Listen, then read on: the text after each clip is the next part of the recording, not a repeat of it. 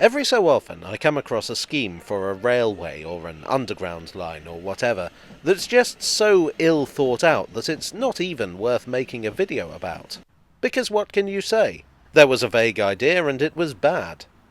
Then I usually do it anyway because we could all use a laugh in these troubled times. What makes this one interesting is that it actually had some official backing. This is from the Abercrombie Plan. Now, I did talk about the Abercrombie Plan a while back, in a few videos actually. Officially it was known as the County of London Plan.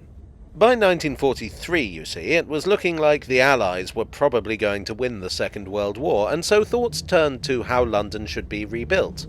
Because London took quite a pasting during the war, and some people in government thought that this was a good opportunity to start anew, with new housing, new services and new transport schemes.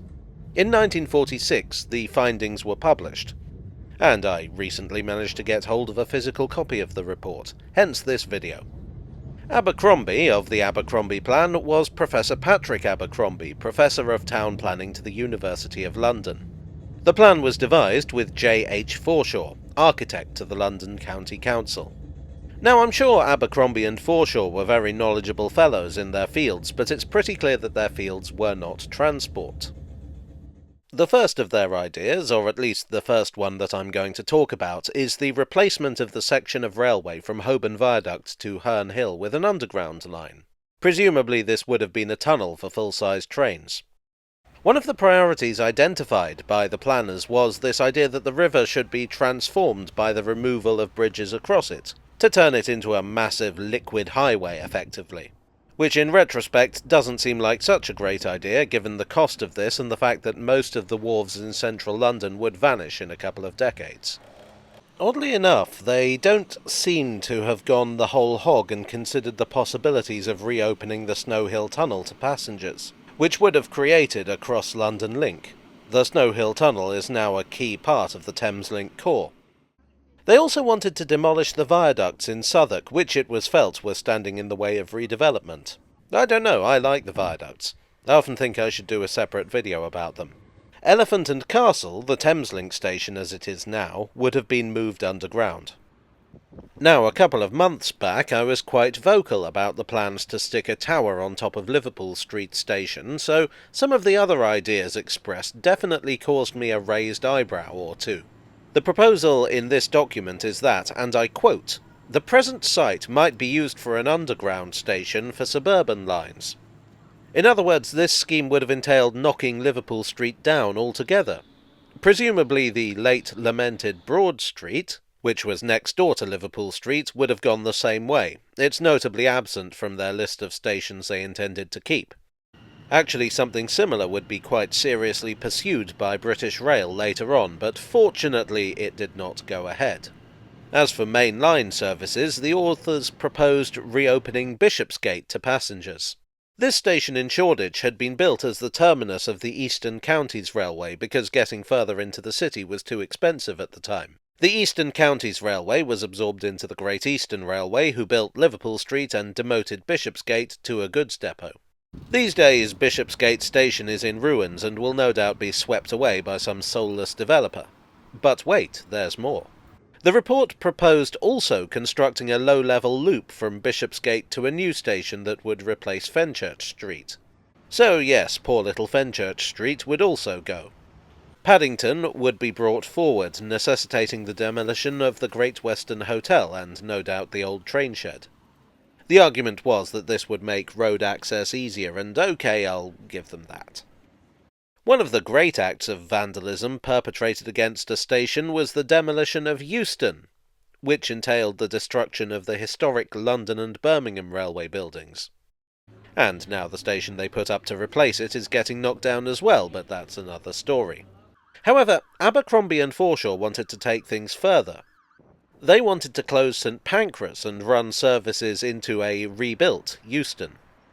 Actually, for a long time, British Rail saw St Pancras as a bit of a pain in the backside, something they really wanted to close, but they couldn't quite get away with. It was only really with the arrival of High Speed 1 that the station's defenders were able to say, "See? Now it's perhaps the most beloved station in London." 3 more for the chop would be Cannon Street, Charing Cross and Blackfriars. These would be moved underground like Liverpool Street. And the report proposes another small U underground line to connect them together. This line would continue on to Victoria, then pass under the river and surface at Battersea, where it would join up with the surface network. In the east it would go from Cannon Street to Shadwell. At Shadwell it would cross the river via a new tunnel, even though the East London line is right there. It would follow the course of the Surrey Canal and surface at Deptford, where it would again connect with the existing railways. As an alternative, the report suggests that the District line might be taken over on the north bank of the river. One aspect that I find quite interesting is the idea that there would be another line that it describes as running from Charing Cross through Waterloo Junction to London Bridge. Waterloo Junction was what Waterloo East was called back then. Oddly enough, the report suggests holding off on closing Waterloo, only suggesting that a new terminus should eventually be built south of the present one, which could include a low-level connection to London Bridge. These two south-of-the-river schemes between them sound remarkably similar to the Jubilee Line extension. It was also suggested that these lines might connect with that Battersea to Deptford line. There is a mention of a Northern Arc suburban route, which would be another small U underground line connecting Paddington, Marylebone, Euston, King's Cross and Liverpool Street, which I find interesting for 2 reasons. Firstly, it more or less replicates the Metropolitan line. And secondly, something similar was suggested during the planning stages of the Elizabeth line, before we got the present route. It almost feels pointless asking whether these schemes would have been useful, because frankly there's no way they ever would have happened in anything like the form proposed. However, lest it sound like I'm being overly mean for no reason, I should explain their own argument.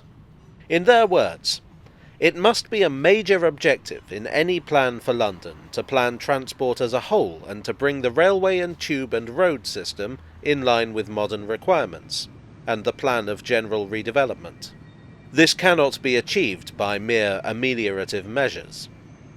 In other words, the Victorian-built railway system had a lot of flaws that were impacting efficiency and couldn't be dealt with by compromise.